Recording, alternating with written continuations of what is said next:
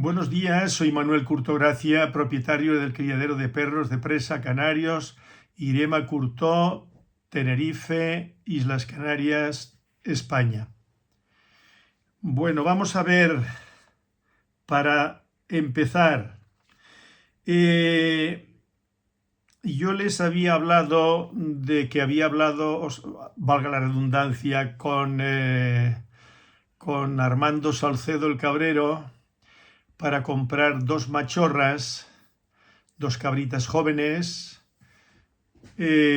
para tener nosotros aquí ya a partir de ese momento o en fechas próximas ya leche de cabra para el mantenimiento de la familia, ¿no? Y de mi nietito, el hijo de Manuel y Elena.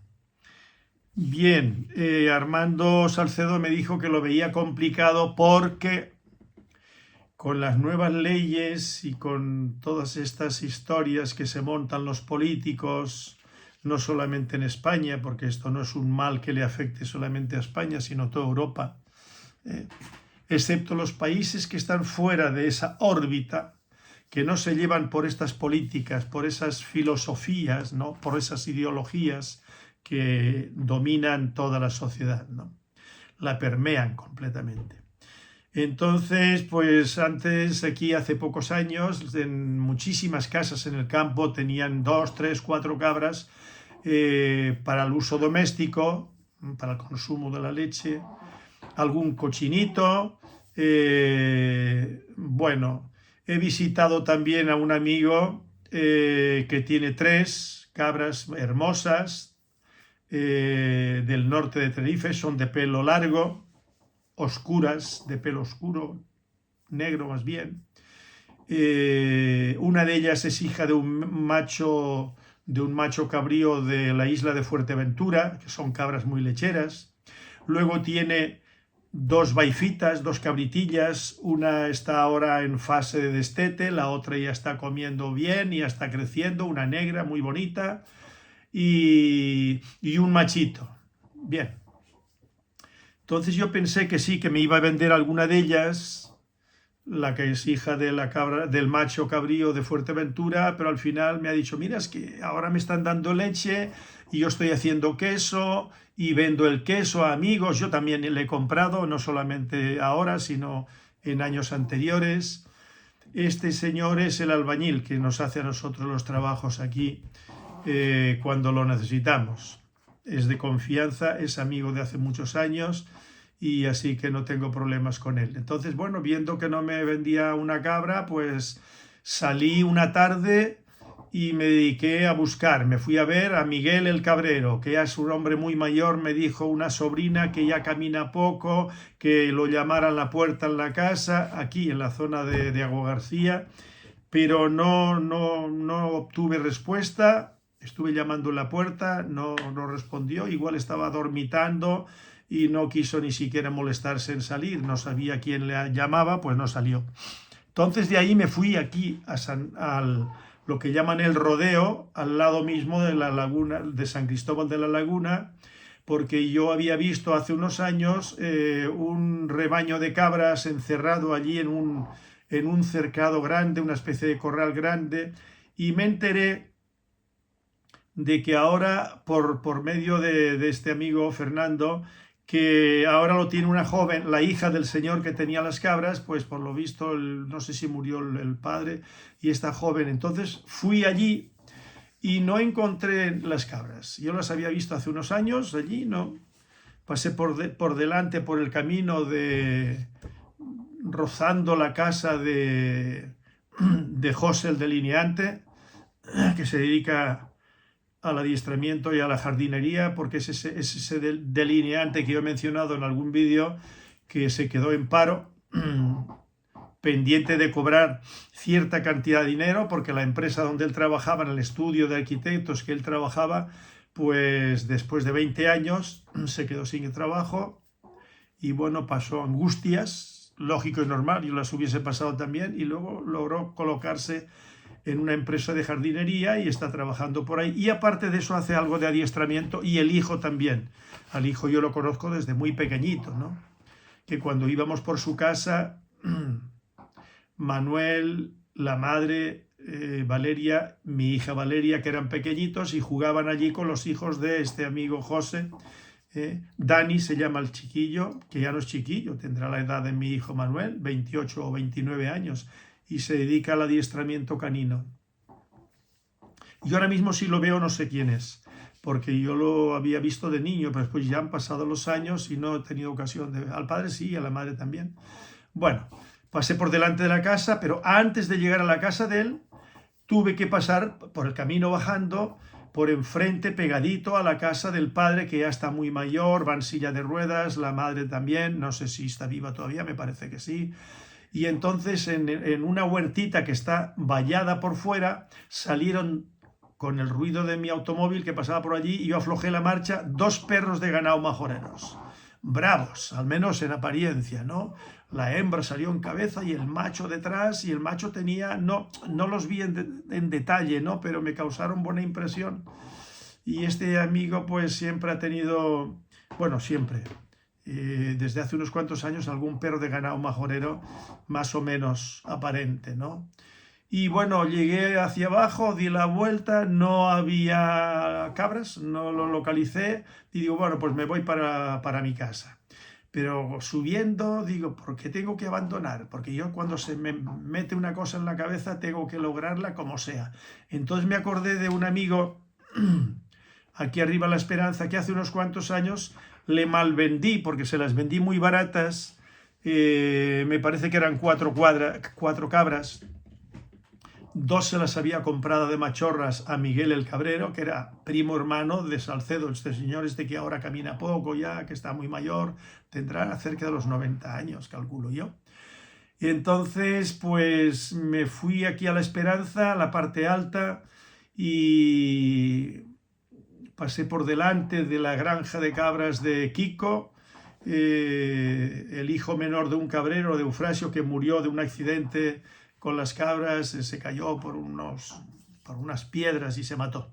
Bueno, entonces, y llegué a una casa donde está Angelito, un joven, que ya no es tan joven, tendrá 40 y algo años, y pregunté a una niña que estaba por fuera de la casa y le dije si estaba por ahí Angelito, y dice, mi padre sí, yo no sabía que tenía esta hija, ¿no? Lo llamó, que dice, está dentro de casa, ya era la hora del almuerzo. Salió Angelito, estuvimos hablando un momentito, le planteé qué es lo que yo andaba buscando y me dijo, pues mira, ahí cerca del restaurante El Laurel de Domingo, que yo lo conozco hace muchos años, ¿no?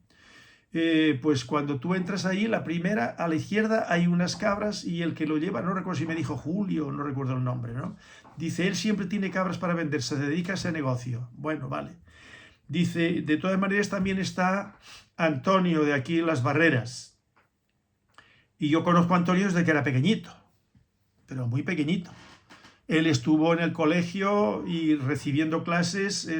Mi primera esposa le dio clases durante unos años y me dijo también que el padre también había ido a clase con mi primera esposa. Bueno, el padre murió con 71 años, 73 años. Entonces me dijo de Antonio y llamé a Antonio, me dio el número de teléfono, lo llamé y quedamos. Total que al final fui por allí y le compré una cabra con la hija, con una vaifita de 2 meses y medio. Acordamos el precio y al día siguiente me la trajeron aquí. Luego, a los 2 o 3 días, fui a buscar un comedero que me ofreció, él tiene varios comederos allí fuera, que no los usa, y entonces dice, está un poco, de una parte tiene un poco de óxido, pero en fin, lo arreglas enseguida, te queda bien. Y efectivamente, lo cargué en mi furgoneta y lo traje para acá. Pero antes estuve viendo las cabras y le compré una segunda cabra, que está próxima a parir. Dentro de una semana, poco más o menos, va a parir. La primera es majorera, de la isla de Fuerteventura. Esa es su genética, no es de aquí del norte de Tenerife, que son de pelo largo, con la cornamenta más grande y más ostentosa, diríamos, ¿no? Y la segunda que le he comprado también es de origen majorero y está preñada, próxima a parir. Acordamos el precio y al día siguiente me la trajeron, hace 3 días. Bueno, pues ya tenemos cabras. A ver qué tal. Porque esto de las cabras no sabes nunca cómo te van a resultar desde el punto de vista de la producción láctea.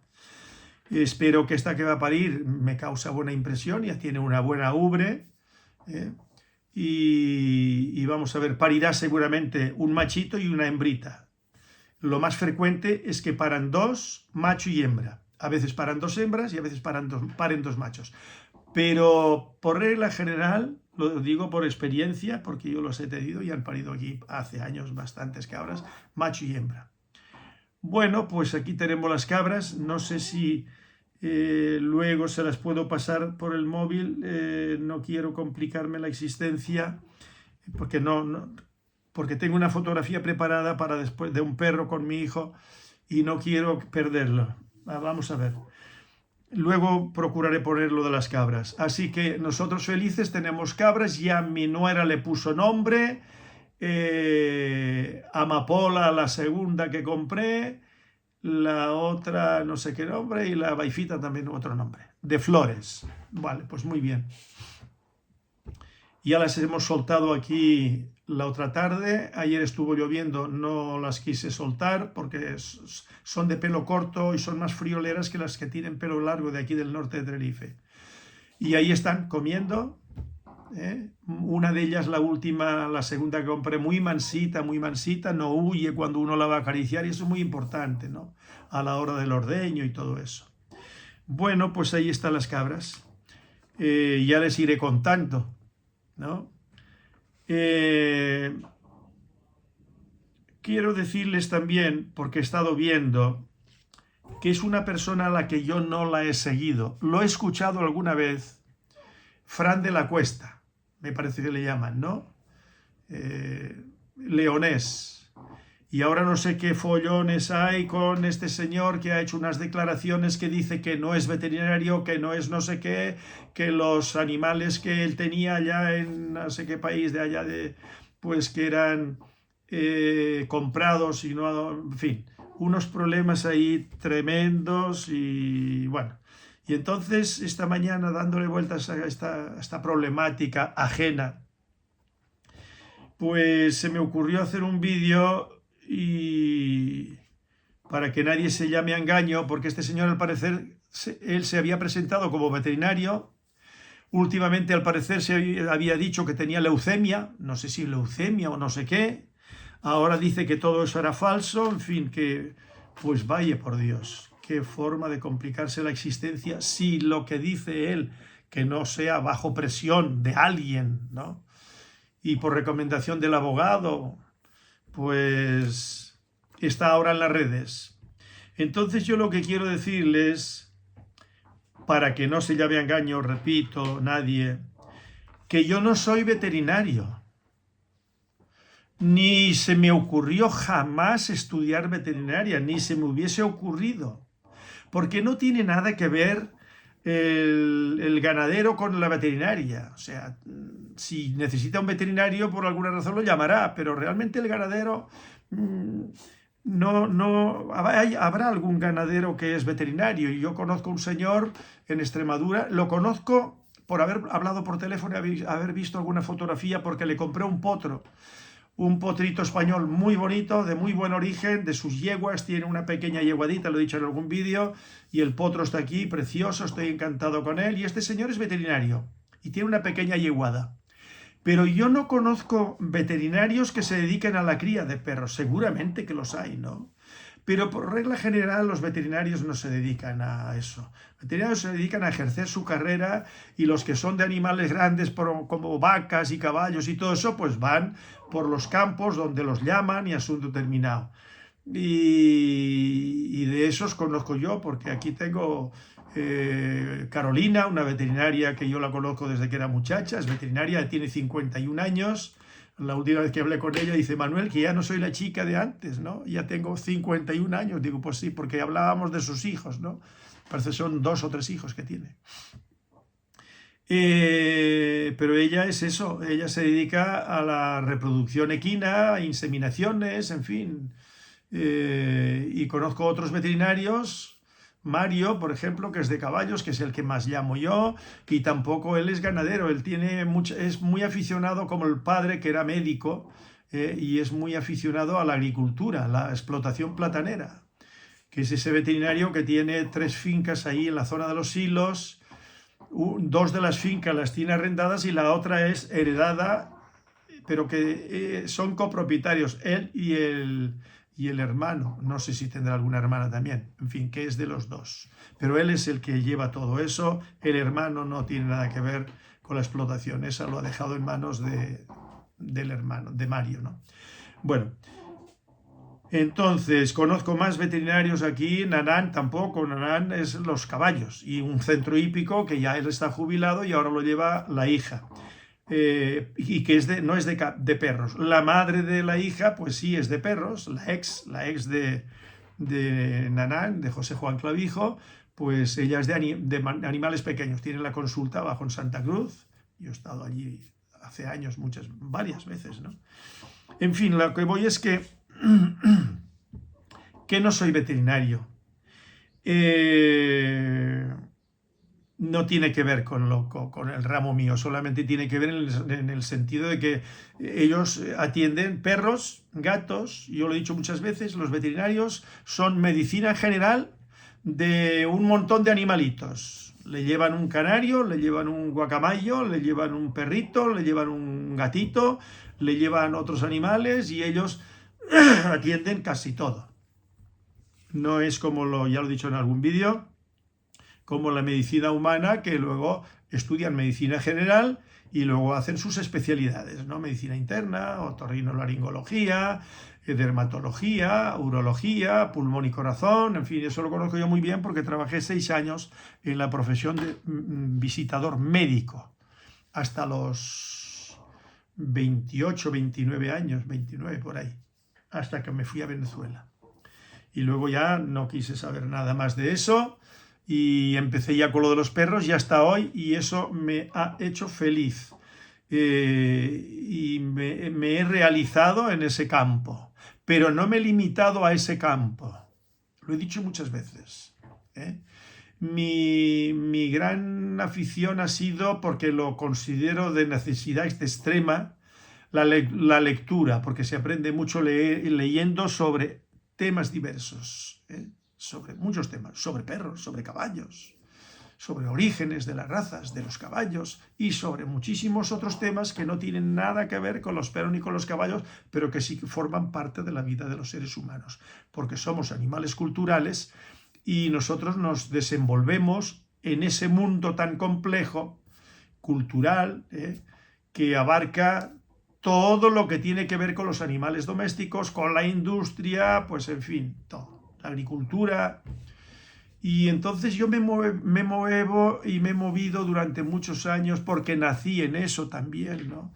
Me he movido en esos campos y en la lectura de libros que tienen que ver mucho con eso y con la existencia humana, con las religiones, con la filosofía, las distintas. Siempre estoy viendo cosas, escuchando vídeos. Recomiendo, por cierto, a uno, Alberto Garín, tomen nota, Alberto Garín, podría recomendar a muchos, ¿no?, de los que yo escucho de distintos temas. Alberto Garín. Este señor es historiador, es un hombre de unos 50 años, lo localizan en YouTube, tiene mucho material, ¿no?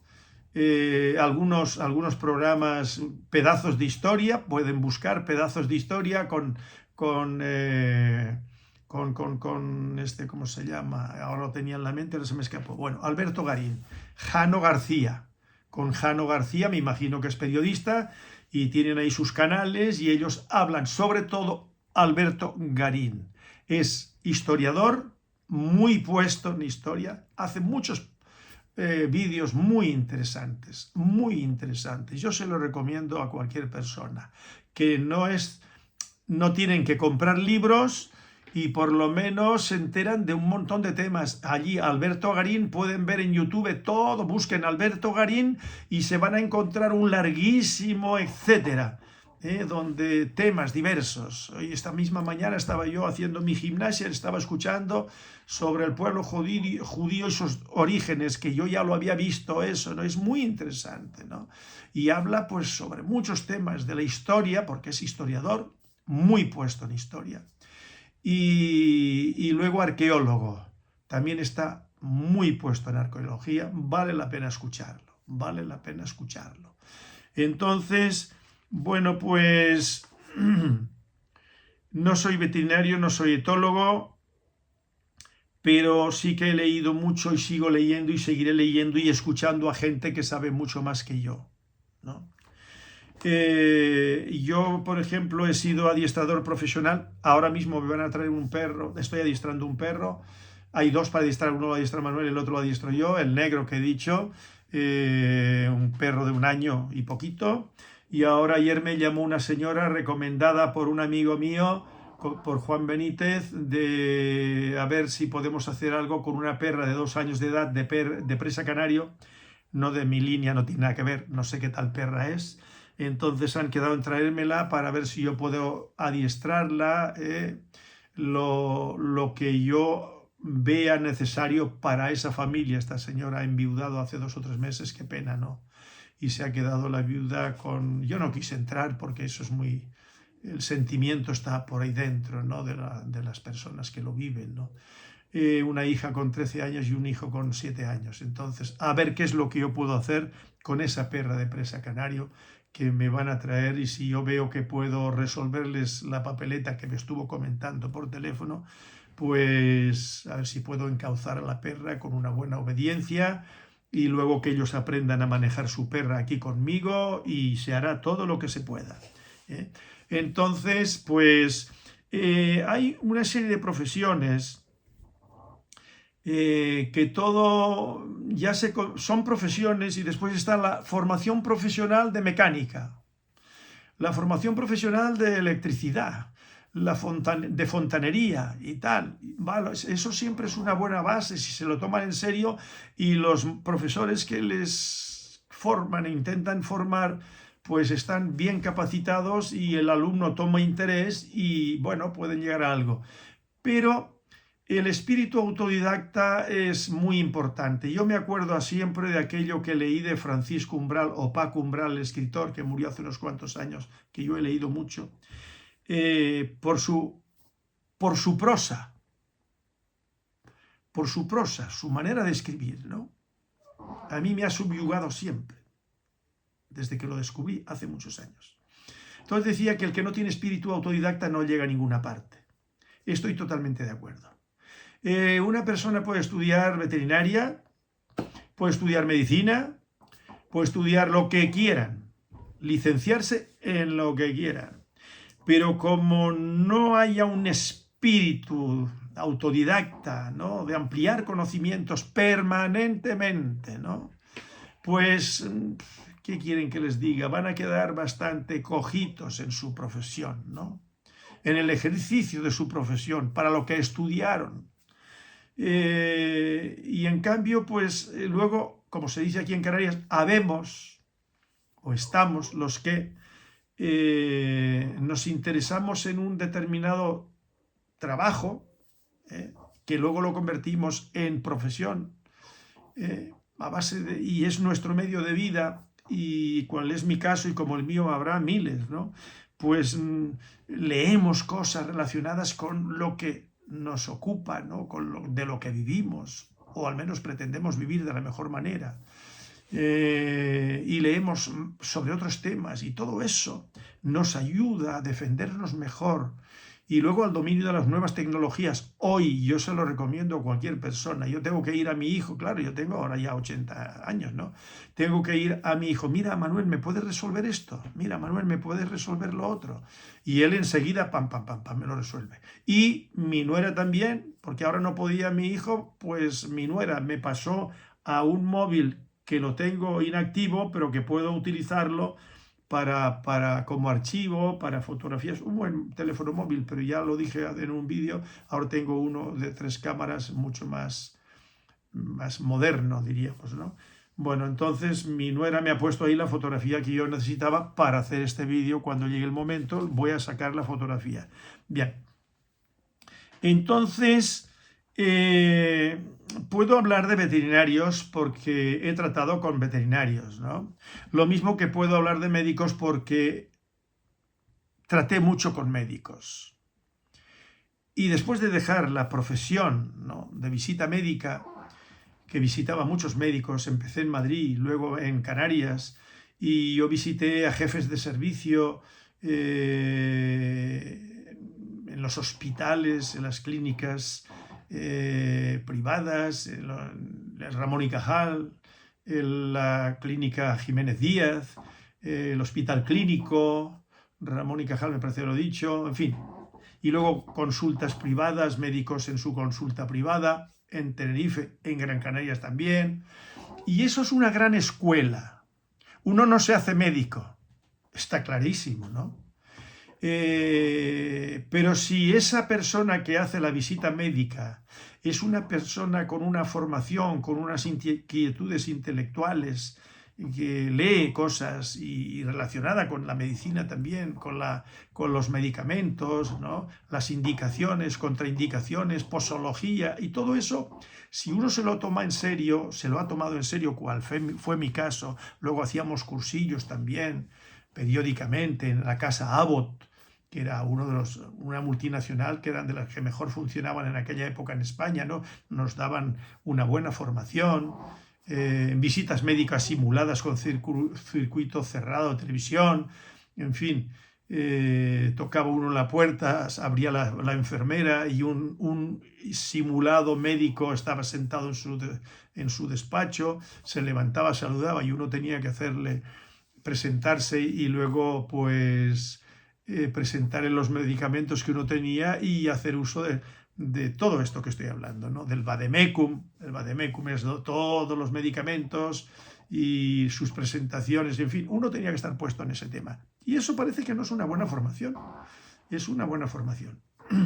Luego estaban los que, bueno, de ir por casa, con un nivel cultural bastante deficiente y claro, se les notaba. Y a la hora, el médico, a la hora de recibir al visitador médico, también se notaba, ¿no?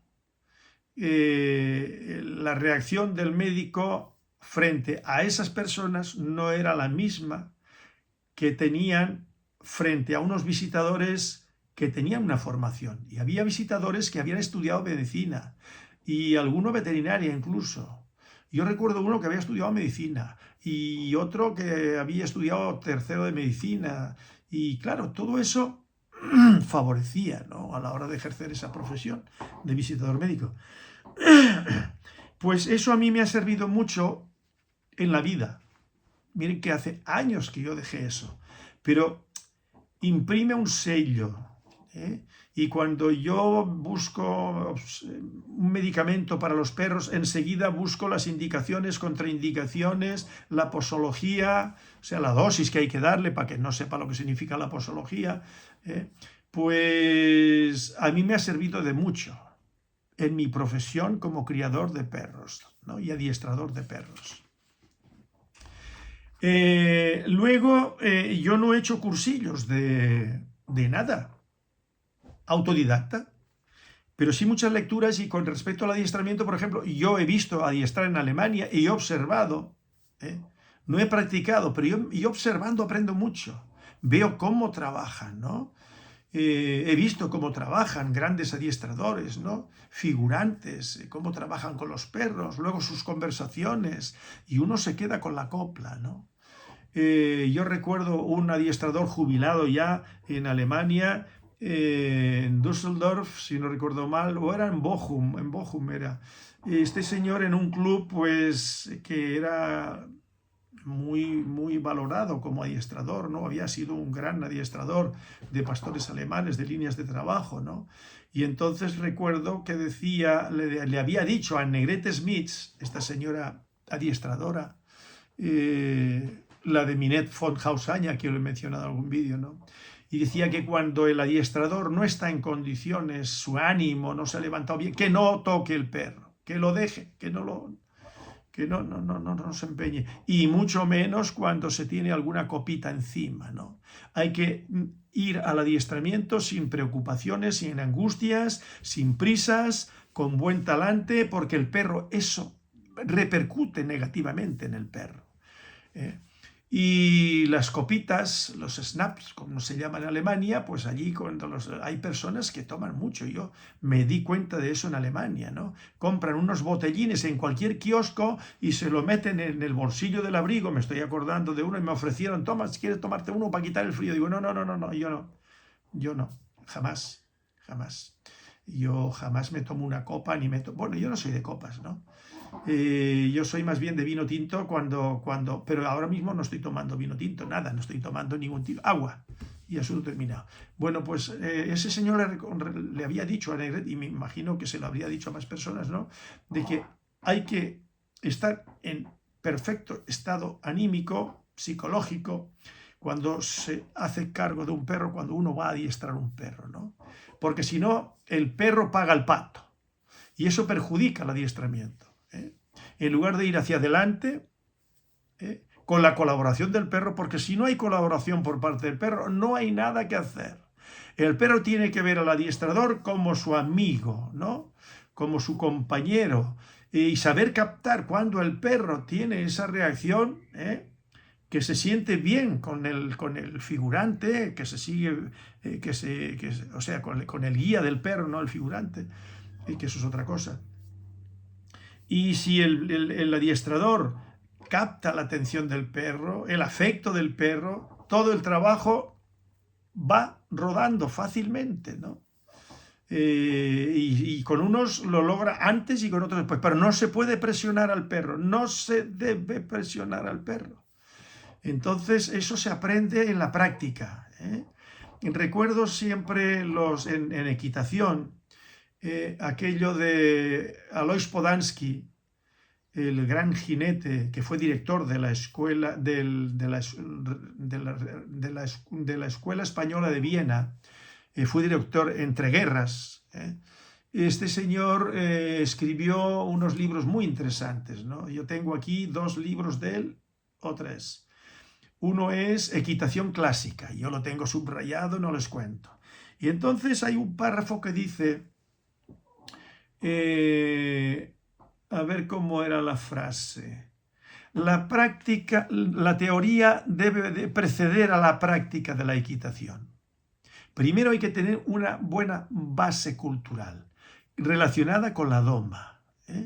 Y para eso están los libros. Y hay que leer libros de grandes jinetes. Y este señor Alois Podansky era un gran jinete y un gran teórico de la práctica. Alois Podansky. Equitación clásica, los que interese, ya lo tienen ahí. Y fue un alumno de él, un gran alumno, Artur Cotas. El señor Artur Cotas, yo tengo los vídeos que él sacó en primer lugar hace años sobre equitación, 10 vídeos desde la A a la Z, desde que se amansa un potro hasta que se finaliza en Gran Premio, ¿no? En doma clásica. Y fue alumno de Alois Podansky. Y este señor Artur Cotas escribió también un libro, que lo tengo yo aquí, muy subrayado. La traducción me parece nefasta, porque normalmente Artur Cotas y en la equitación de Viena no se dice esquina, sino rincón o ángulo. Los que sepan algo de caballos en la doma saben lo que es eso. Rincón es una cosa, y ángulo, recto. Esquina es visto desde fuera. Entonces se oye mucho, con mucha frecuencia, cuando llegues a la esquina, perdone usted, cuando usted llegue al ángulo o al rincón, ustedes ven una habitación y tiene 4 rincones o 4 ángulos rectos, si son rectos, claro. Pero las pistas de doma son rectángulos. Son rectángulos y son 4 ángulos rectos. Sí, ángulos rectos. Entonces, visto desde fuera, es una esquina. Entonces lo confunden. Y el alumno, y hay muchos profesores que dicen, no, cuando llegues a la esquina, no a la esquina, ¿no? Pues el libro este de Artur Cotas lo tradujeron mal en España. No voy a meterme ahora con quién lo tradujo. Bueno, pues la teoría debe preceder a la práctica de la equitación. En el mundo del perro, cuando yo digo muchas lecturas, para la equitación es el trato del caballo, saber de razas, todas las técnicas de equitación, en la práctica de la equitación.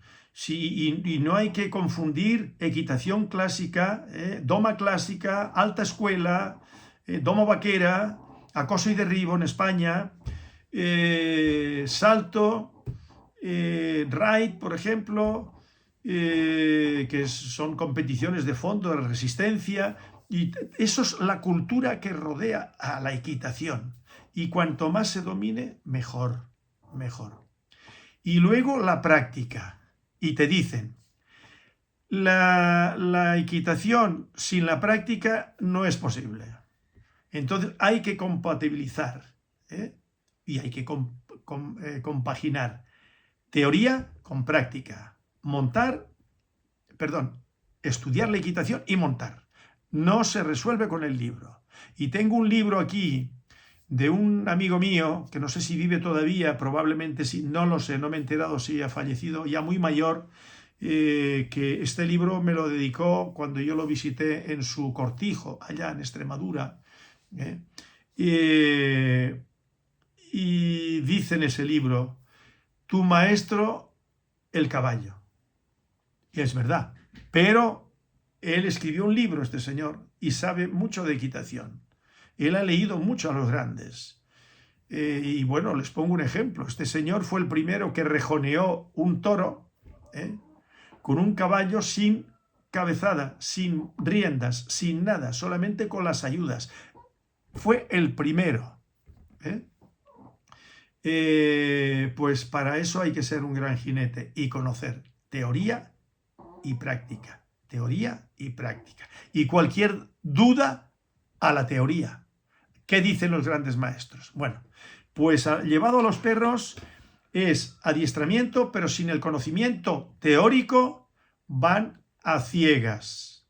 En cualquier actividad hay la parte teórica, la parte, diríamos, intelectual, ¿no? Los conocimientos y luego la práctica en el adiestramiento. Pues yo me he llevado mucho por esto y por eso yo digo que soy un autodidacta, pero autodidacta teniendo muy en cuenta esto. No un autodidacta que dice, no, yo aprendí solo a adiestrar perros. No, mire, perdone, usted no sabe lo que está hablando.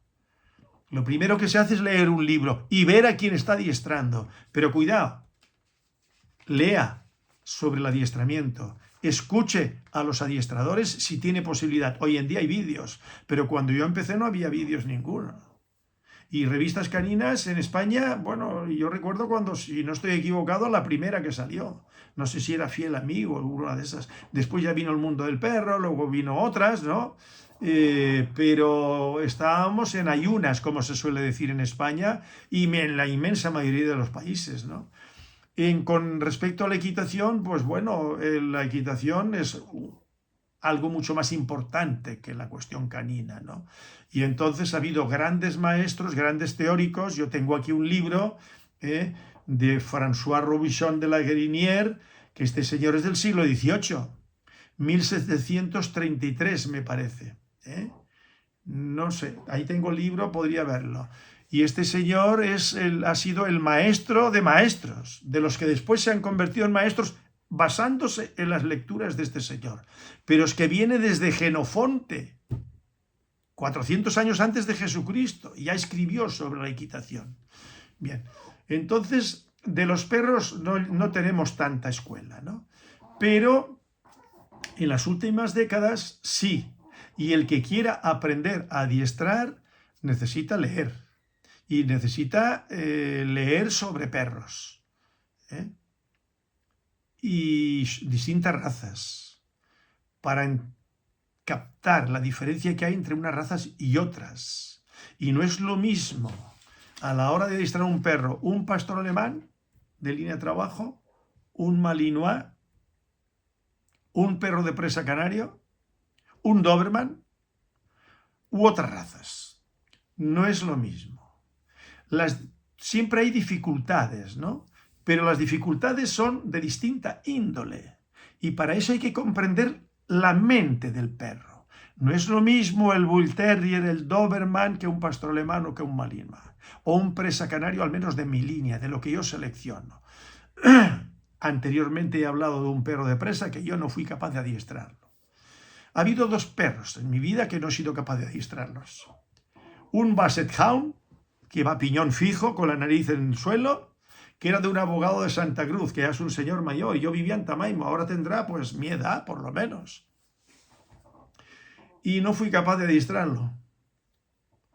Y lo que se entiende, un adiestramiento, no, de obediencia y todo eso, es imposible. Y el perro este de presa que crió Kiko de la Paz Ledesma, que lo he dicho en algún vídeo últimamente, que se lo regalaron a Manuel Hermoso, el alcalde, en aquella época el alcalde de Santa Cruz, de Tenerife. El padre del hijo menor, que los otros hijos no los he conocido, José Hermoso Conejo, que tiene ahora 55 años por ahí. Cuando él estaba en la universidad es cuando me trajeron el perro a adiestrar. Entonces, no es lo mismo un perro que otro perro. Y no es lo mismo un perro de presa canario seleccionado por Manuel Curtó con una finalidad muy concreta, o un perro de presa canario criado por una persona que no sabe de adiestramiento, que solamente piensa en las exposiciones, vuelvo otra vez a lo mismo, y eso es lo que abunda. Afortunadamente, estamos los que hay mucha más gente, sin ser yo, que les interesa el perro para cumplir funciones, X funciones, ¿no? Y para eso hay que aparear una hembra con un macho que tengan esas cualidades. Y esas cualidades las vamos a ver dentro de poquito. Voy a hablar de la nueva camada que nació, que como se me interrumpió porque me llamaron por teléfono ayer y tuve que parar y tuve que ir a abrir y luego cerrar a los fontaneros y tal, y ahí me quedé un poco descolocado y no desarrollé bien. La nueva camada, que nacieron 11 cachorritos de Dama, de Diana, perdón, porque tiene una hermana que se llama Dama, que no he logrado criar con ella todavía. Pero Diana sí, bueno, pues parió 11, tiene 8, no he mirado todavía qué número de machos y de hembras, son todos de capa bardina, unos más oscuros, otros menos oscuros, que va a salir una camada extraordinaria, no me cabe la menor duda. Cuando digo una extraordinaria camada, me refiero a ese carácter y esa morfología que yo ando buscando. No el perro grande, no, un perro que se pueda mover. Porque la experiencia me ha demostrado, la experiencia de estar trabajando perros, de que los perros pesados no van a ninguna parte. Los perros tienen que poderse mover para ir a un ataque a distancia, corta, larga, para ir a una res, para ir a un jabalí. Ese es el buen perro desde mi punto de vista, que es lo que eran los perros antiguos. Los perros de carnicero, eso le iban a una res brava, a una monchina, como por la zona de Burgos hacia Vascongadas, esas reses que son silvestres, ¿no? Y son animales, como se suele decir aquí en Canarias, retrecheros, difíciles, ¿no? Con mucha energía. Eso se llama retrechero aquí, ¿no? Pues esta camada, y yo pienso que es la camada, y son 8. Yo me quedaré con algo de ahí y el resto pues está ya colocado, ya eso. Todavía no están asignados porque ahora están abriendo los ojos ya, ¿no? Ahora tengo que irlos mirando, observando, a ver si no hay hernias umbilicales, si las bocas, yo pienso que las bocas impecables, yo espero que las caderas impecables, pero nunca se sabe. hasta que no mudo en la boca, no se sabe. Lo de la hernia umbilical se ve.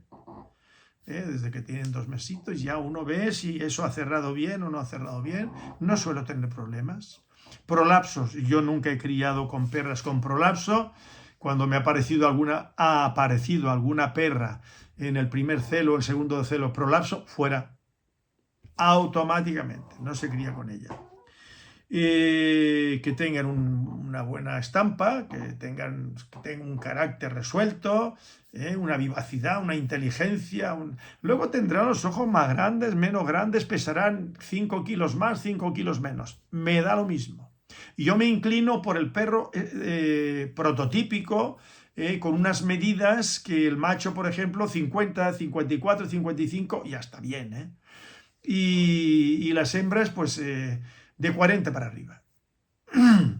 No grandes, no las quiero grandes. Yo entiendo las personas que le gusta un perro grande, ¿no? Yo entiendo personas de esas que quieren un coche aparatoso, digo aparatoso, aparente, ¿no? Grande, un modelo, no sé cuántos, vale, muy bien. Un caballo grande. Yo siempre me refiero a los caballos porque es algo que vivo todos los días, ¿no? A mi nuera le gusta un caballo grande. A mi hija Valeria le gusta un caballo grande. Vendí uno que tiene 2, le vendí, 2 hermanos de padre y madre a un alemán, Dominique. Bueno, pues uno de ellos, el Fandango, es un caballo casi negro, morcillo, ¿no? Espectacular. Pues yo me monté una vez 10 pasos y me bajé. Un gran caballo, está en doma clásica, pero a mí no me va. Yo soy más jinete de campo, ¿no? Pero que después en la pista responda, que tenga un buen paso, un buen trote y un buen galope, y que tenga una capacidad de movimiento, de revolverse para acá y para allá, de fondo, que tenga resistencia, y que no me tenga que subir yo en un taburete para montarme en el caballo. Me gusta un caballo que yo me suba con comodidad. ¿Cuál es el caballo para subirse con comodidad? Pues 1,55.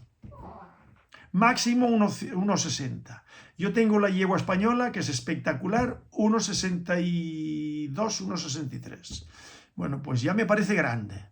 Catira, por ejemplo, una 4 sangres, espectacular. Yo ahora, el domingo saldré otra vez, el domingo pasado salí, el anterior también. Bueno, pues mide 1,60. Pues ya está bien.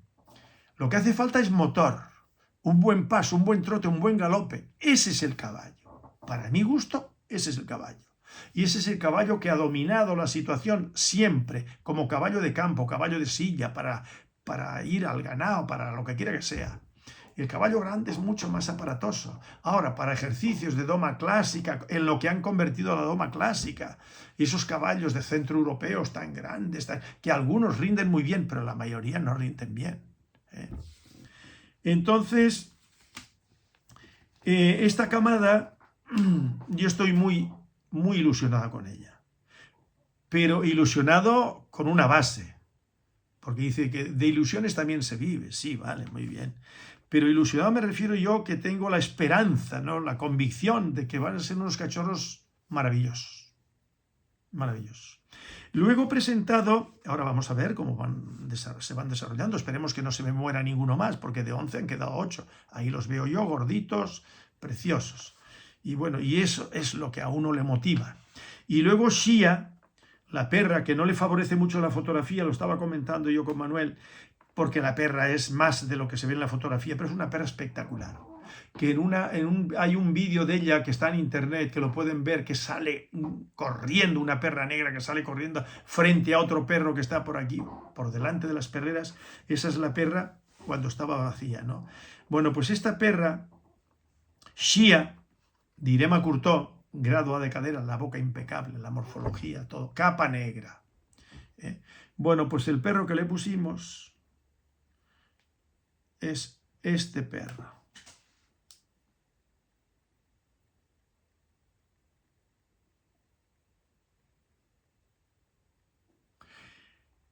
Y yo tengo una gran esperanza también con ese cruce. Espero que todo, que para bien, el día 26 cumple, tiene que dar todo o casi todo negro. Esta perra, la perra, es hija de Congo, nieta de nieta, bisnieta de Farouk. Farouk ha sido... Yo tengo aquí metido Farouk. Y Congo es un descendiente directo con una calidad excepcional. Con el perro que más hemos criado es con Congo. Cosa curiosa, ¿no? Entonces, Shia cumple el día 26, es hija de Congo y fue cubierta con Nilo. Se llama Nilo. Bien, a ver, que todo vaya bien. Todos los días la suelto un par de horas por aquí, a su aire. Y esta mañana ha estado suelta. Ahora, dentro de un ratito, la vuelvo a soltar con algún cachorro para que juegue, para que vaya y venga. La alimentación típica, pollo, que compro todas las semanas, carcasa de pollo, fresca. No hay quien me apee de eso. Y luego un pienso de mantenimiento, no muy alto en proteína, porque proteína ahí tiene de sobras con el pollo, y para aportarle vitaminas y minerales que no contiene la carcasa de pollo o la carne en general, ¿no? Entonces, una persona me decía ayer, dice, no, pero es que la carcasa de pollo tiene poca carne. ¿Quién lo ha dicho eso? Que me decía que mejor pechuga de pollo. Digo, no, usted le pone pechuga de pollo en un comedero y carcasa de tal, y se comerá la carcasa y la otra lo deja aquí. ¿Por qué razón? El perro es el que sabe. El perro, el instinto, el olfato del perro es el que sabe. No lo que el propietario o el criador le ponga allí porque se empeña, no, que se lo tiene que comer, no. Yo le pongo un comedero con pienso, de calidad, lo que quieran, y le pongo la carcasa y ese perro se hartará primero de carcasa de pollo. Y antes que la pechuga. ¿Por qué razón? Bueno, pues porque ahí hay huesecillos que tienen glóbulos rojos, calcio, tienen una serie de nutrientes que no tiene la pechuga. Para el ser humano, seres humanos, no podemos comernos el pollo, los huesos, pero los perros sí. Su naturaleza es esa. Y cometen un error aquellas personas que por desconocimiento, por falta de conocimiento, le dan pechuga de pollo. No, denle carne, y si es de res, pero denle los huesos planos también. No los huesos que no se pueden morder, o sea, que forman esquirlas. No, eso no se lo den. Si le dan hueso de res, pues que sean estoposos, que sean de rodilla o algo así, pero el resto no se lo den. Huesos planos, sí, pero el pollo les aporta muy bien. Ahora, hay empresas que producen piensos compuestos, eso lo conozco muy bien, no me tienen que descubrir nada, tengo una larguísima experiencia, y la experiencia, dice el refrán, es la madre de la ciencia. Lo que te funciona es eso. Entonces yo le aporto un poquito de pienso después de la carcasa de pollo.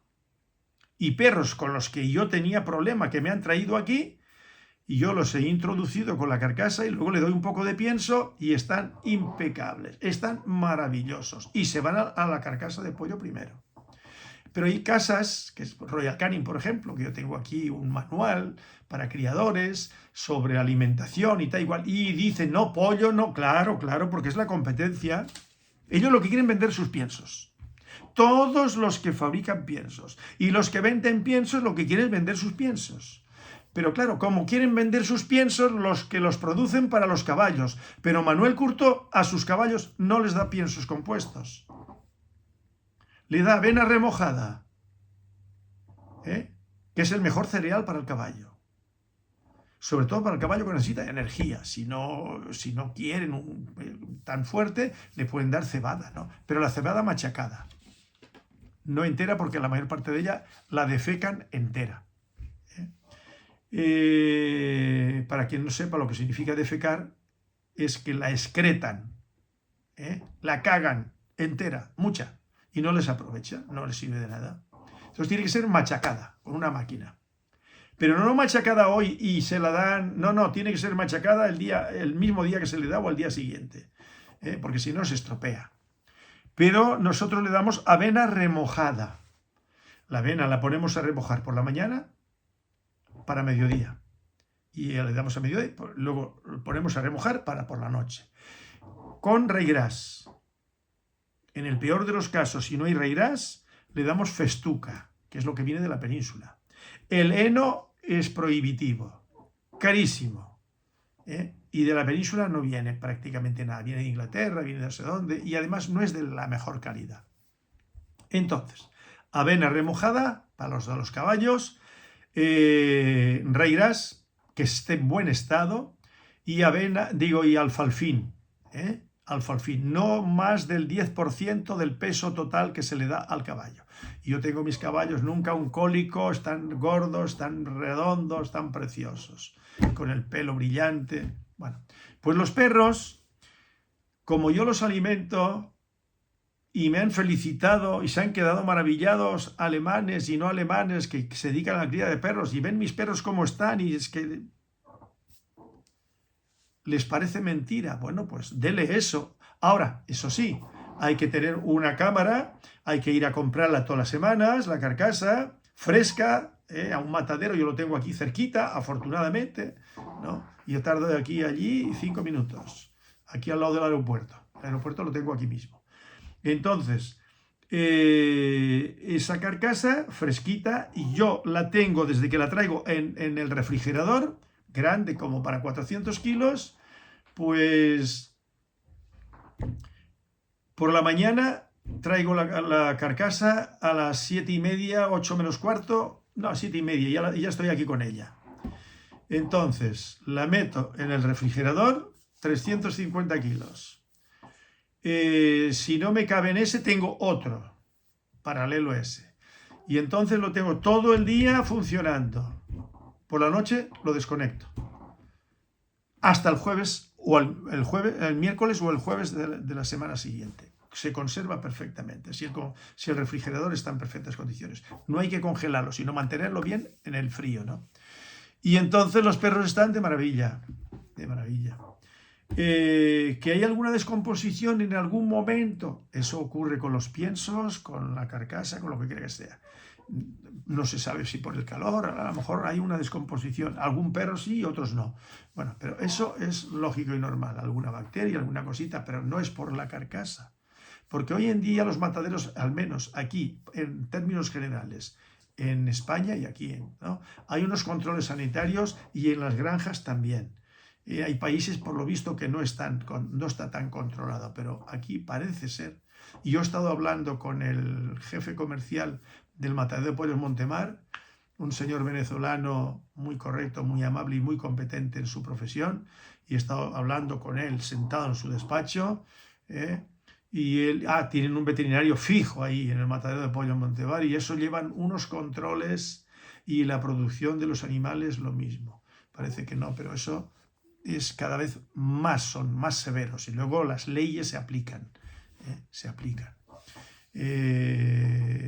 esa es mi opinión y a mí me va muy bien. Bien, pues la próxima camada, el día 26, parirá Shia de Nilo, y luego veremos.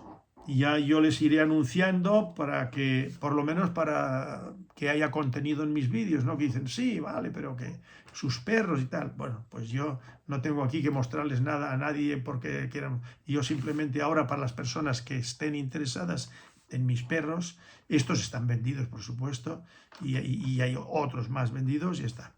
Aquí está, próxima camada, el 26, Shia por Nilo. Aquí lo tengo apuntado, ¿no? Y la nueva camada, ya he hablado de ella, que es la anterior, y las cabras ya lo hemos tocado, me lo apunté aquí, una chuletita para no olvidarme. No soy veterinario ni soy etólogo.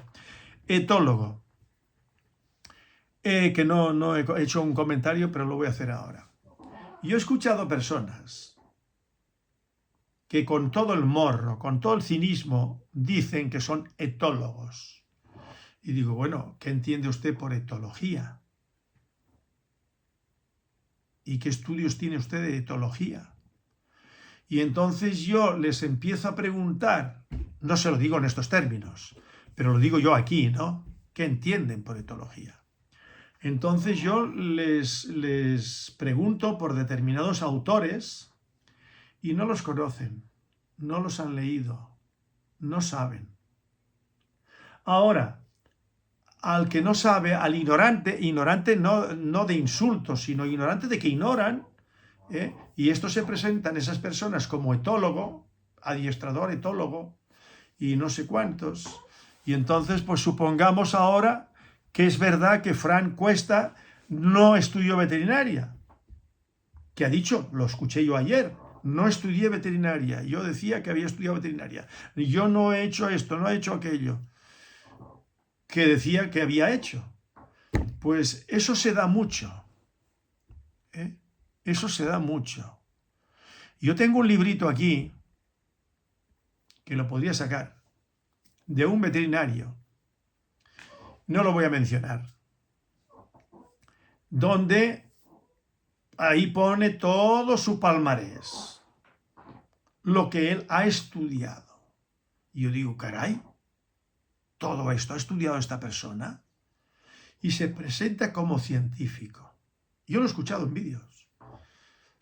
No se conforma con ser un buen veterinario, como aquel que no he mencionado ni voy a mencionar porque no tengo por qué, pero es el hecho que comiendo hace muchos años en el restaurante Taburiente, que se cerró hace muchos años, Taburiente es de la caldera Taburiente de La Palma, era de unos palmeros, aquí muy cerquita. Y si no estoy equivocado, los dueños de eso eran, que luego se cerró, no sé por qué razones, y se acabó. Bueno, pues estábamos almorzando, mi primera esposa, la esposa de ese veterinario, el veterinario y yo. Y en un momento determinado, que él había terminado carrera hacía poco, dice, yo más que un veterinario soy un científico. Y yo ni corto, como dije en algún vídeo, si los que siguen mis vídeos verán que está ahí. Le dije, confórmate con ser un buen veterinario, que es para lo que tú estudiaste. Y ya está bien, ¿no? O sea, que un buen veterinario. Él ha ejercido de veterinario, sigue ejerciendo de veterinario. Yo no sé qué cosas tiene en la cabeza. Él ha perdido muchos clientes, gente que yo le mandaba, y luego me comentaban, me pegó una clavada, no sé qué, no sé cuántos, y él iba de prepotente, ¿no? Y eso es un error. Un veterinario tiene que ser un humilde veterinario. Cuando digo un humilde, ser humilde, y ejercer la profesión con el máximo de conocimientos y haciendo las cosas lo mejor que sea de lo que sea capaz, ¿no? Y no tampoco pegar esas estalladas, no cobrar lo normal y corriente. Pero claro, cuando le llevaba un paciente, le mandaba un paciente y le pegaba una clavada, y yo recuerdo de una persona que le dijo, mire, quédese con el perro, ahí se lo dejo porque yo no tengo dinero para pagar. Se dio media vuelta y se fue. Allí le dejó el perro. No tuvo el coraje de denunciar al cliente. ¿Por qué no tuvo el coraje? Porque en su foro interno sabía que eso que estaba haciendo no era correcto, no era justo. Entonces, hay personas que van por la vida diciendo que son esto, que son aquello, y dan el pego, ¿no? Y se sienten felices y contentos. Eso en el fondo, es personas que tienen ahí unos problemitas, ¿no? Un complejito que no les beneficia.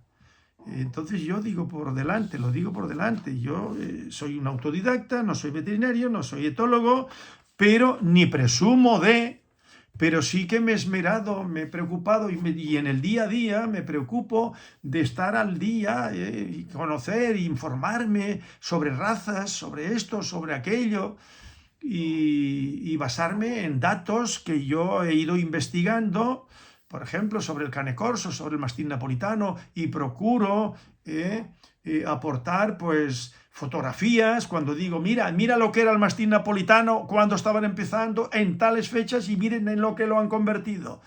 No es solamente de ahí, de viva voz, no, aporto datos, miren lo que era.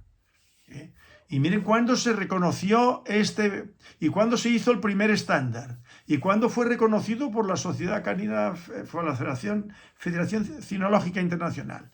Y eso es aportar datos. Y miren esos perros y miren a lo que han llegado. Lo mismo que con el mastín inglés, con el Bull Mastiff, como he venido haciendo, que me gustaría aportar más datos. Claro que sí, pero es que no los hay, no los he localizado, no los he conseguido, ¿no? Pero en fin, con lo que aporto me parece que es argumento suficiente como para hacer comprensible lo que yo planteo.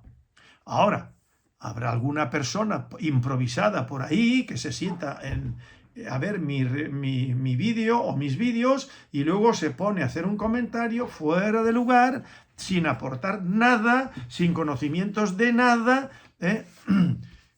y se le nota que no tiene ni experiencia ni conocimientos.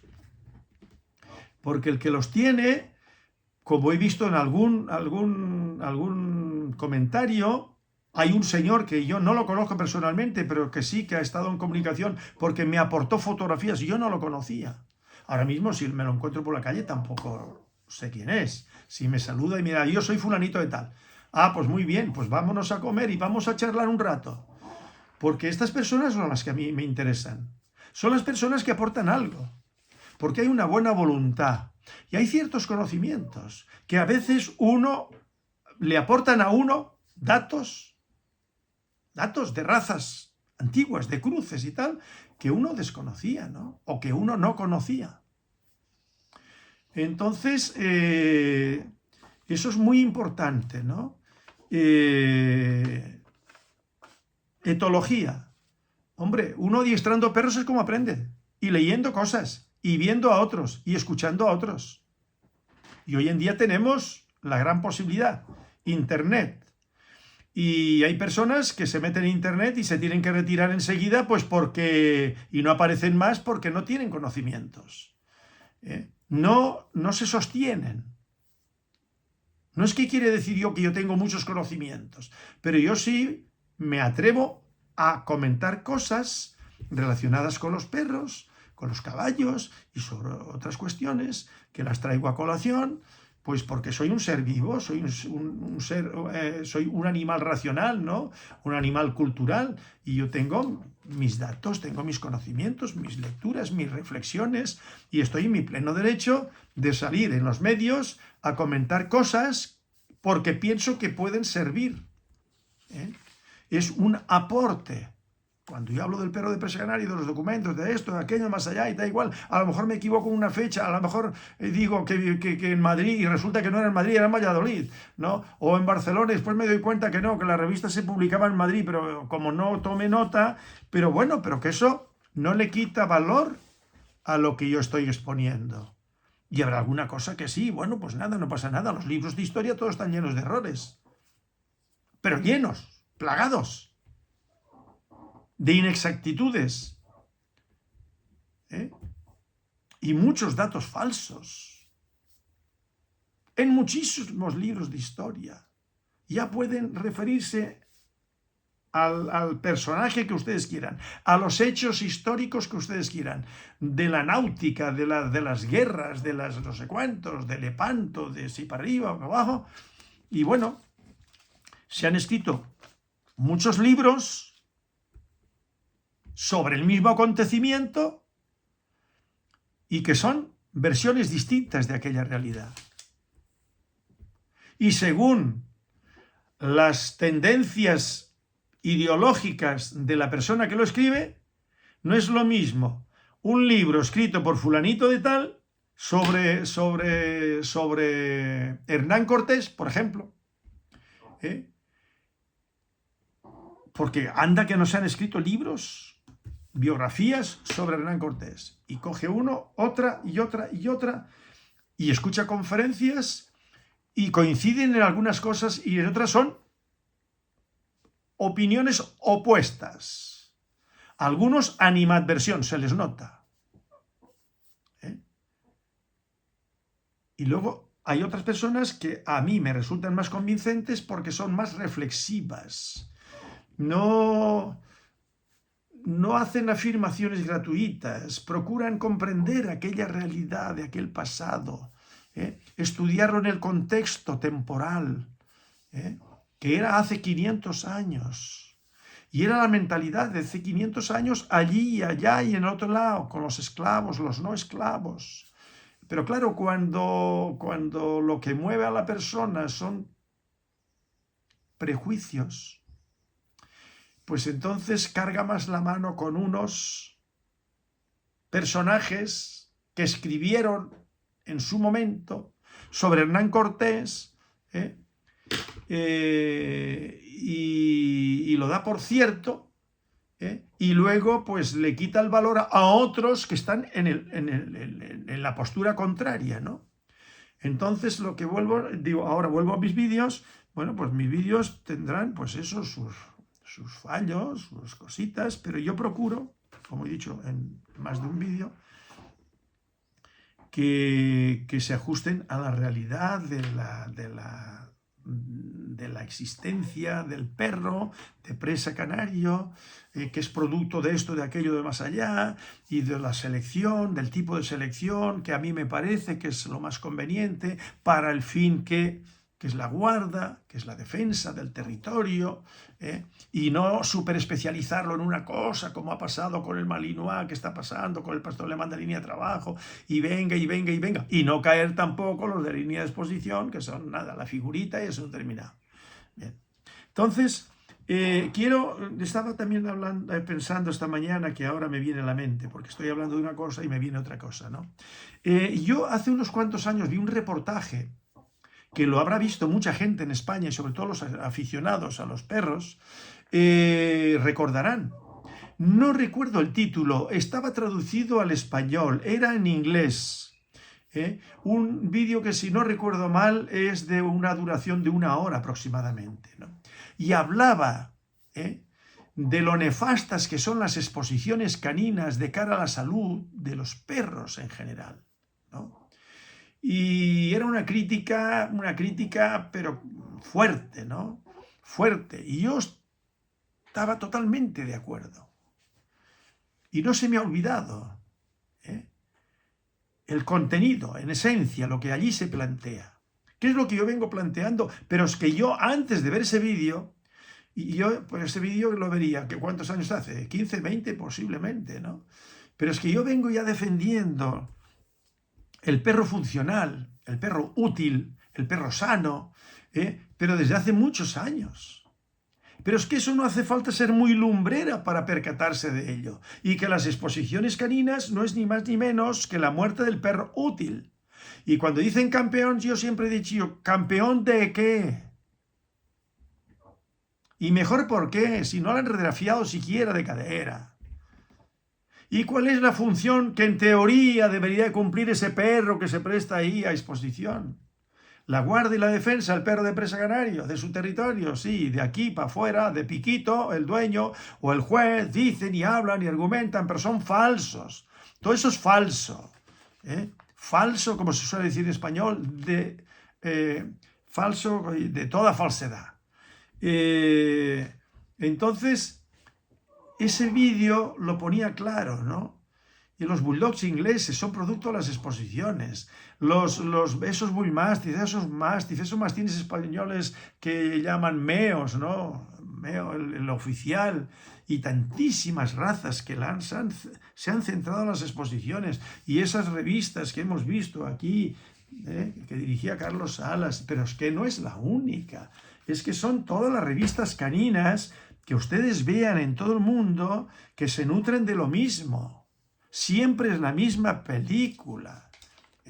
Y es unas razas que podrían ser, yo digo siempre, las únicas que se conservan bien desde el punto de vista funcional y de la salud, son las razas que cumplen función de caza, por ejemplo, ¿no? Pero, y los que están, perros que están trabajando con el ganado. Trabajando, no digo yo perros de líneas de trabajo, no, ya se sabe que el mastín español tiene que ser un perro para cumplir esas funciones. No es que está el mastín español de trabajo y el mastín español de exposición, no. El de exposición, eso no vale para nada, es una basura, que no me hablen de eso. Hablemos de esos perros, y unos funcionan mejor que otros de cara al lobo, de cara al buitre, de cara al tejón, de cara al zorro, de tal igual. Y además como guarda. Bueno, pues ese es el mastín. Y no utilizar en la reproducción aquello que tiene problemas de cadera, que tienen problemas de defecto de boca, que no tienen un buen instinto de guarda. Para la reproducción hay que dejar lo mejor. En los términos generales, o sea, grosso modo, ¿no? Es un paquete que tiene que estar todo metido ahí dentro, en ese perro. Esas cualidades, para cumplir unas determinadas funciones, cuanto más completas, mejor. Que el perro cuando esté dentro de su majada, en su redil, allí, que venga un animal, un depredador o un humano depredador, que ese perro diga, aquí estoy yo. Y que no deje que se meta por ahí para adentro y el perro como una manta, como digo siempre. Como una manta. No, que sí, claro. Estaba escuchando yo a Jacinto Martín de la Hacha, viendo la feria de ganado allí en Fuerteventura. Yo fui a la primera, que no era consciente de eso. Yo fui por los perros de ganado majoreros que me llamó Castito Berriel, que yo no recuerdo cómo fue que conocí yo a este señor. Igual yo lo llamé por alguna razón, por los perros de ganado majorero y tal igual. Y entonces él me llamó por teléfono y me dice, mira Manuel, que personalmente no nos conocíamos. Mira que vamos a... Claro, él era uno de los organizadores de la primera feria de ganado y maquinaria agrícola de Tefía y fue en el 84. Mire si han pasado años, En el 1984. Él era muy joven, había terminado veterinario hacía poco. Entonces yo me imagino que me llamó a mí, pues porque estaban captando gente que fuera allí, por los perros, por la máquina agrícola y tal igual. Bien. Pues veo ahí, aquí iba yo de los perros de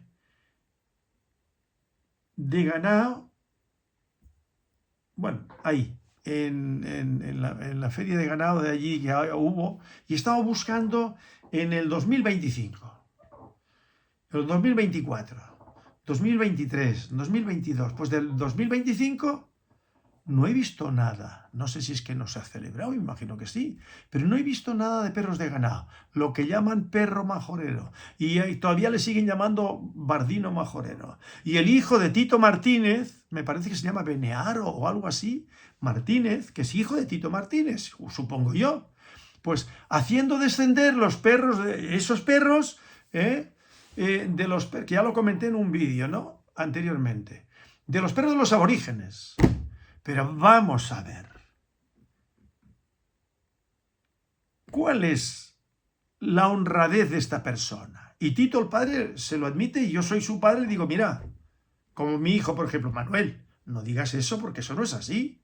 Pues el padre se supone que es un hombre universitario, que es ingeniero industrial o ganadero, o lo que quiera que fuera. Y Tito...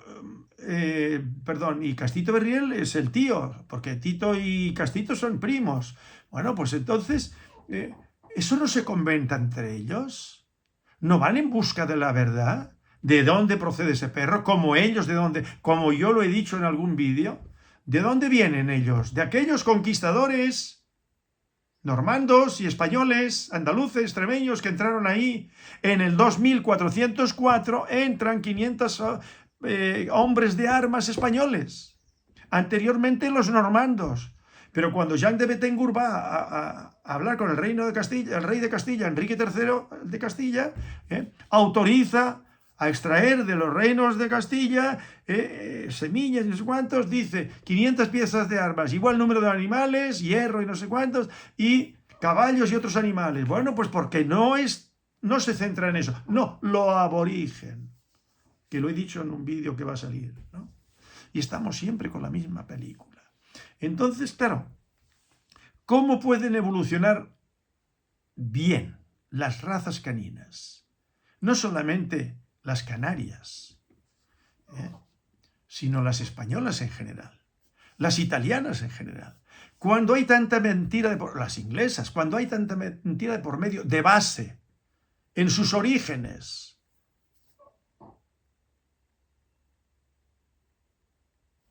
no se sostiene. Los perros de Fuerteventura sí, porque se encontraron unos restos caninos y tal igual. Como dijo don Luis Diego Guscoy, vuelvo otra vez a lo mismo. Esos restos caninos no son prehispánicos, no son de los aborígenes, no había perros allí, no se han encontrado restos de aquella época.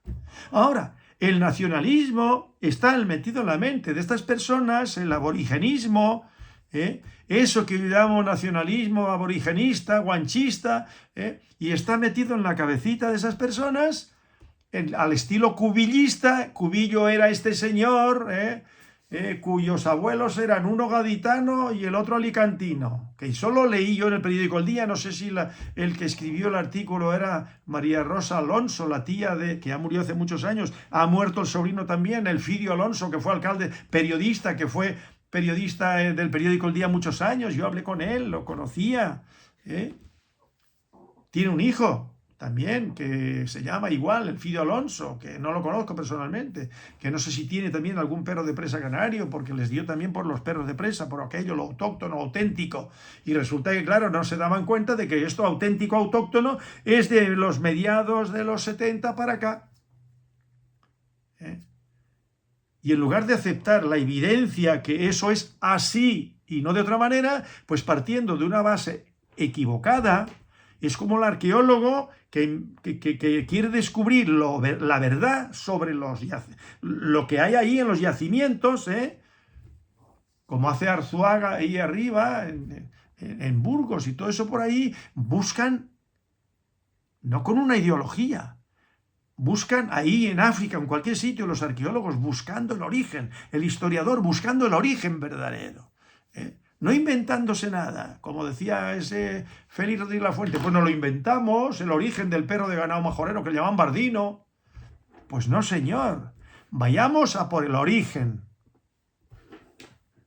Y si no se conoce, no se le inventa. No hay otra. No hay otra. Entonces, claro, cuando dicen el mastín napolitano, el libro del Cane Corso, que cuando haga el vídeo sobre el Cane Corso, aquí tengo un libro que me lo regaló un señor italiano que fue cliente mío hace muchos años, que vive me imagino que seguirá viviendo por ahí por la costa levantina, por Alicante, por no sé cuánto. Ahí tengo el libro. Bueno, viene en italiano, pero yo entiendo bastante el italiano. Y ahí se remonta a los tiempos, y allí con grabados, con perros de Mesopotamia, de así para arriba. Pero ¿y eso qué tiene que ver con el Cane Corso, el mastín napolitano? Es una cosa nueva, producto de cruces, que ya yo lo he dicho en algunos vídeos, pero ahora lo voy a hacer un poquito más completo, y machacar una vez más el clavo para que quede constancia. Porque claro, si todo esto no se plantea, la inmensa mayoría de la población se traga la bola. La bola es la mentira, y lo dan por cierto. Están todo siempre construido sobre la mentira. Entonces, claro, volviendo a lo de los perros de la función que tienen que cumplir y tal y igual, pues se le está mintiendo a la gente. El perro de las exposiciones te dice, no, este perro solamente con la presencia, eso lo dice en un vídeo al señor brasileño que lo visita aquí en La Orotava, a este señor que fue presidente del club. Yo no lo conozco a él personalmente, pero que me place decirlo. Dice, no, estos perros solamente con su presencia, ellos ven cualquier persona y bueno, no, mira, perdone usted, no. Ahí llega cualquier persona, en plan cariñoso, le habla y tal igual, y se lleva al perro y asunto terminado. Porque esos perros no han sido seleccionados, no el perro. Los reproductores generación tras generación no han sido seleccionados para obtener perros que cumplan esas funciones. No, ir a la exposición. Todos el mismo rollito, ¿no? Todos. Y para vender, cuantos más vendan, mejor. Y yo, cuantos más venda, mejor. pero me esmero en que esos perros cumplan una función. Y yo animo a cualquier persona que críe perro de presa canario que cumplan esa función, que es para lo que fue creado, mediante cruces, pero para que fue creado. Y todas las razas caninas vienen de cruces en sus orígenes. Y luego en el tiempo se han seguido haciendo cruces, apareamientos con razas mejorantes. Son los caballos, por ejemplo. Todas las razas equinas de Europa y de España son producto de cruces. Y cuando dicen, no, el caballo árabe es el más puro, que sí para arriba, ¿qué están hablando? ¿Qué están hablando? No hay más que leer el libro de Luis Azpeitia de Moros, En busca del caballo árabe, la expedición que hicieron para comprar caballos para el Reino de España en el 1500, que fueron más veces, y otras comisiones pues de compra. Pues ahí se ve, leyendo el libro, que había distintos tipos de caballos en Oriente, en Mesopotamia, en Turquía, en todos esos países. Y entonces ellos iban buscando, y para encontrar el que ellos consideraban el ideal, bueno, que no tiene nada que ver con el caballo que se ve por ahí. Y aquellos caballos venían, como salieron del arca de Noé, como me decía uno, ¿no? Me acuerdo del nombre de él. Así como bajó del arca de Noé, de allá del Negev, de Arabia. Pero si su caballo no tiene que ver con Arabia. Como que el origen es de allá de Arabia. No, los caballos no se domesticaron en Arabia. Los caballos, según parece, todos los estudios que se han hecho, se domesticaron en Asia Central. Por allá. Por allá. Primero se los comían antes de domesticarlos, luego ya empezaron a domesticarlos.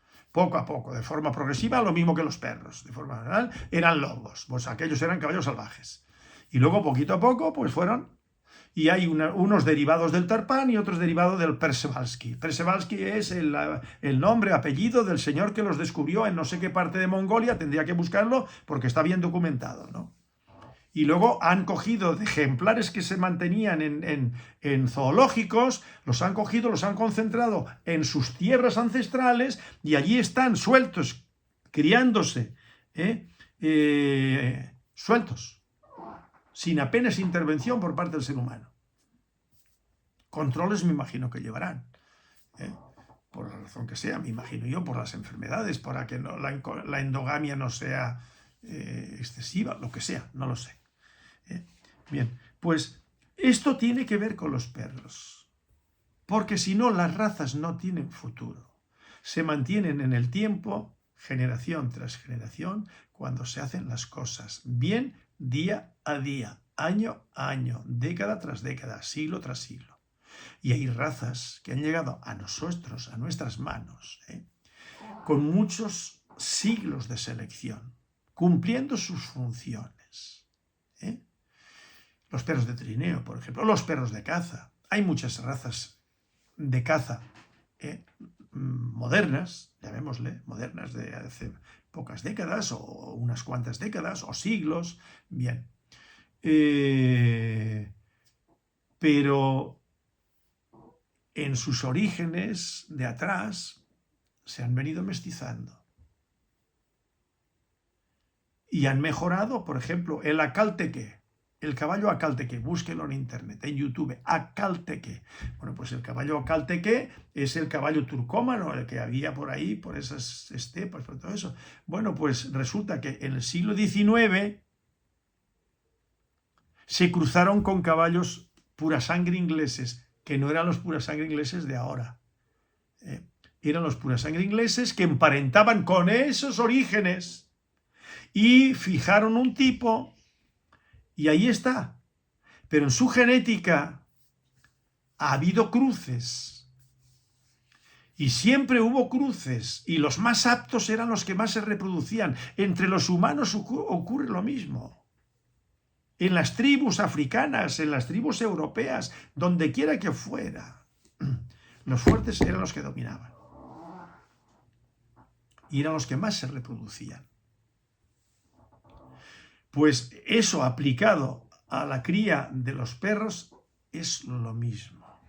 Pero con estas mentalidades de estos urbanitas, de estos apoltronaditos, que lo único que saben es ir sentados en un coche y echando barriga y comiendo bien, opíparamente, y luego dándose pisto cuando están en un ring juzgando un perro, pues con esas personas no se pueden sacar perros de calidad. Con esa mentalidad, con esos comportamientos, no se pueden sacar perros de calidad. Perro de calidad tiene que ser seleccionado. Los perros de caza se seleccionan en el cazadero. Usted y las cabras lecheras, y yo he estado viendo estos días cabras lecheras en Suiza, y yo me quedo alucinado. Las cabras lecheras, el mayor número de cabras en todo Occidente está en Grecia, y le sigue España. Y cuando ponen ahí las mejores cabras lecheras por razas, yo me quedo alucinando. ¿Pero cómo se han logrado? Con lo que yo estoy diciendo. Son razas. Todas tienen el mismo prototipo racial, porque lo han logrado mediante una cría y selección y con apareamientos con otras razas.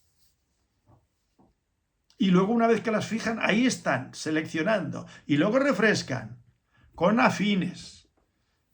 Y unas cabras que a lo mejor daban hace medio siglo 1,5 litros, 2 litros de leche, pues resulta que son cabras que están dando, debido a esa bien llevada selección por la cría, por los resultados, o bien por carne o bien por leche. Ahora estoy hablando de leche, ¿no?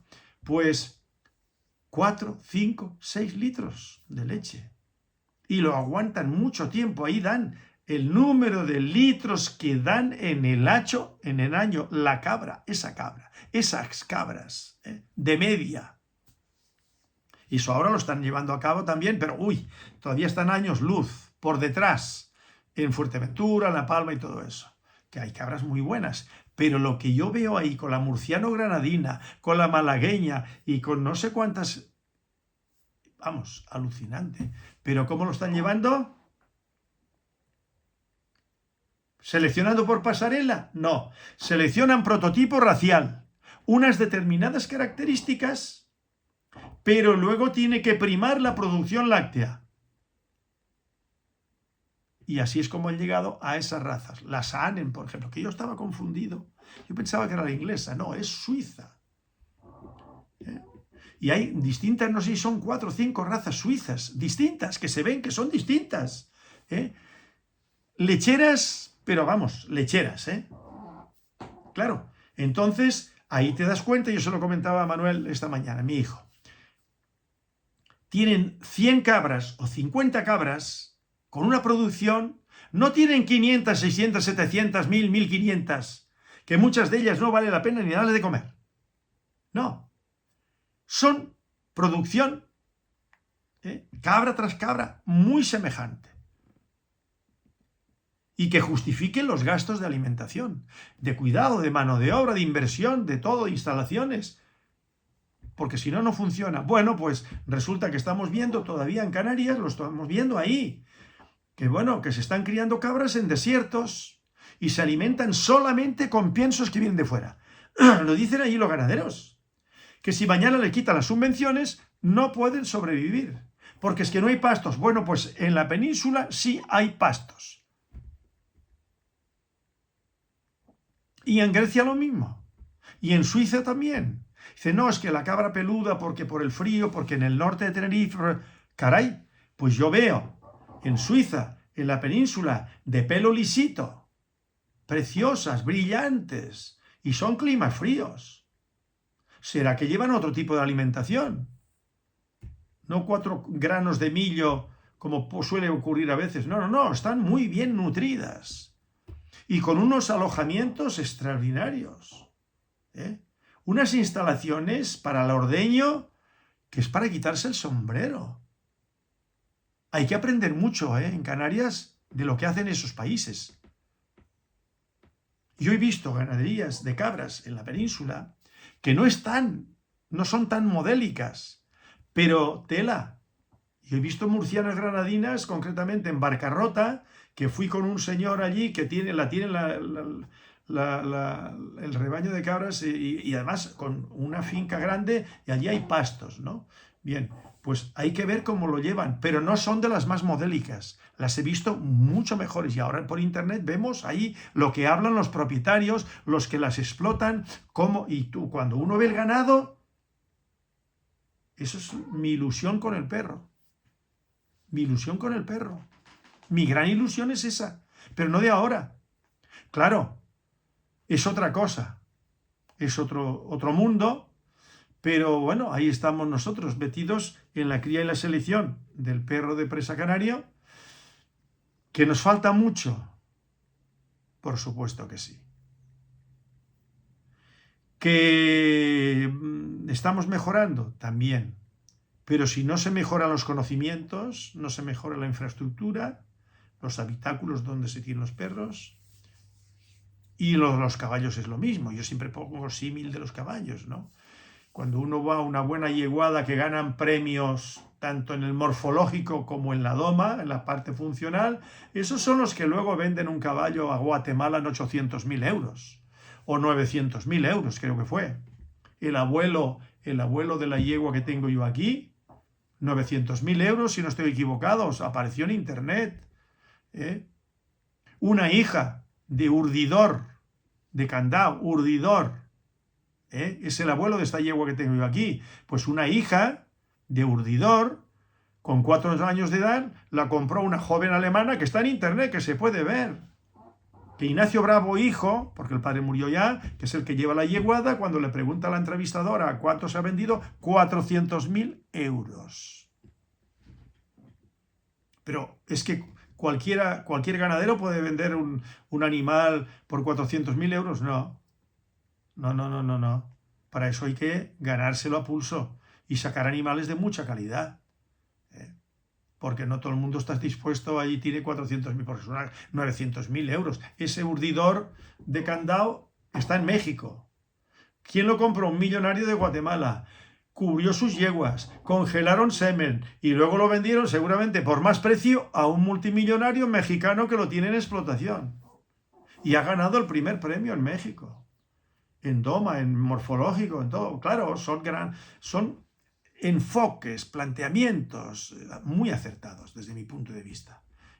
Y los perros no es que se vayan a vender en esos precios, pero si logramos mejorar la raza con estos planteamientos, el presa canario estará en el aire, la raza que sea. Tengo que hacer otro vídeo, porque ayer lo apunté en el vídeo de ayer, ¿no? De que yo no tengo nada en contra. Cuando yo hago estos vídeos del mastín inglés, del Bull Mastiff y del otro y de más allá, que yo estoy en contra de ellos. No, yo digo que ese no es el camino y nos han estado mintiendo, nos han estado engañando. Porque a veces nos mienten, pero nosotros no nos tragamos la bola, no nos tragamos el anzuelo. Nos mienten, pero no nos lo creemos. Pero hay muchísima gente que se lo cree, lo que les han dicho.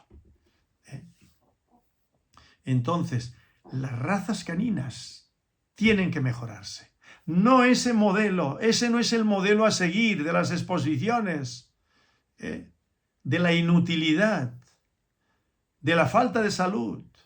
Hay perros que allí no tendrían que estar, porque no pueden ni respirar. Que si tienen que correr un poco les da un infarto. Así que bueno, hoy no voy a extenderme más porque ya tenemos vídeo suficiente. Seguiremos, porque siempre se me ocurre alguna idea que me parece que son positivas. Y por favor, yo animo a los que vean mis vídeos, los animo a que hagan comentarios, pero comentarios que aporten algo, con buena intención. Y si algo no les tal, pues bueno, pues que lo digan con argumentos. Esto y aquello, pero cuidado, no al estilo del que he dicho en el vídeo anterior, que me pone a caer de un burro en todos los aspectos. Pues yo tengo algo de positivo, yo no sé lo que esa persona y otras tendrán de positivo en este campo o en otros. Y que se den a conocer nombre, apellidos, país, que lo agradece cualquier persona que haga un vídeo o vídeos, ¿no? Agradece saber quién se lo manda. Cuando son vídeos de nivel y hacen comentarios personas de nivel, se dan a conocer. Y el señor que los ha hecho, los vídeos, y lee, sabe, incluso conoce a algunos, o puede conocerlos, ¿no? Pero claro, en esto de los perros, pues nos movemos a veces con un bajísimo nivel, ¿no? Que cuando escriben, pues se da cuenta uno de que es que no se le pueden pedir peras al olmo. Pues yo animo a que comenten, porque es de agradecer, ¿no? Que me digan, mira esto y este perro y aquel otro perro, que sí para arriba, que sí para abajo. Y entonces se establece aquí un diálogo, porque es posible el diálogo, pero entre personas con una formación, con unos conocimientos sobre el tema que se está tocando. Sino que lo dejen correr, que lo vean y punto. Eso es determinado. Cuando no hay nivel, no hay nivel. Yo escucho, por ejemplo, a personas y a mí no se me ocurre meterme allí. Yo los escucho y lo agradezco. Pero no me atrevo a intervenir. ¿Por qué? Pues porque en ese campo yo no tengo nivel. Y si no tengo nivel, yo entiendo lo que dicen. Y estoy muy de acuerdo con Alberto Garín, los temas porque yo he leído muchas cosas sobre historia, escucho muchas conferencias, muchos debates, muchos sobre religión y sobre lo que quiera que sea, ¿no? Entonces yo entiendo todo eso. Como yo he comentado sobre este señor italiano que se está especializado en el hebreo, arameo, griego, clásico y tal, bueno, pues que habla de la Biblia. Y yo lo entiendo perfectamente. Yo le podría hacer alguna pregunta, pero es que es tanto lo que aporta que no me hace falta preguntarle. Yo me quedo con lo que cuenta, ¿no? Con lo que dice, y con lo que destapa de la Biblia, que es muy importante. Pues de esas personas uno aprende cosas. Y cuando uno escucha de política, hay una gran diferencia entre los que hablan con conocimiento y con la voluntad de aportar algo importante. Con respecto a la guerra de Ucrania con Rusia, sin formar bando, sino haciendo el análisis de una realidad como la ven con arreglo a sus conocimientos, que suelen ser importantes, ¿no? Los expertos en geopolítica, hay gente muy preparada. Y escuchar a los ministros de los distintos gobiernos que están en litigio y tal, bueno, pues uno saca sus conclusiones. Pues lo de los perros no es menos. Entonces, nivel, lo que hace falta es nivel. Con respecto a lo de los caballos, hay más nivel. Porque yo no estoy en foros, no escucho, pero sí que he leído mucho. Yo tengo muchos libros sobre, muchos vídeos y muchos DVDs, y de los que más aprende uno es de los que más saben, por supuesto, ¿no? Y hay algunos, pues, que aportan muy poco o nada. Concretamente, un catedrático de la Universidad de Córdoba, de veterinaria, que escribió un libro sobre el caballo español, que se lo podía haber ahorrado. Alarde fotográfico, eso sí, y el papel, y bueno, el libro, una maravilla. Ahora, lo que es el contenido.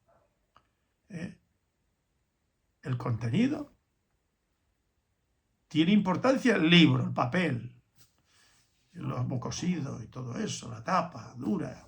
Pero el contenido, cuando uno ha leído otras cosas con mucho más, de más enjundia, con más datos, con mucho más importante, ¿no? Desde el punto de vista histórico, más verdad. Pues este señor, Sanz Parejo, me viene ahora, pues se lo podía haber ahorrado ese señor, el libro ese. Un catedrático. Pues nada, un cordial saludo. Pongan un perro de presa canario de calidad, de selección en sus vidas. Les hará felices a ustedes y a sus hijos. Hasta el próximo vídeo.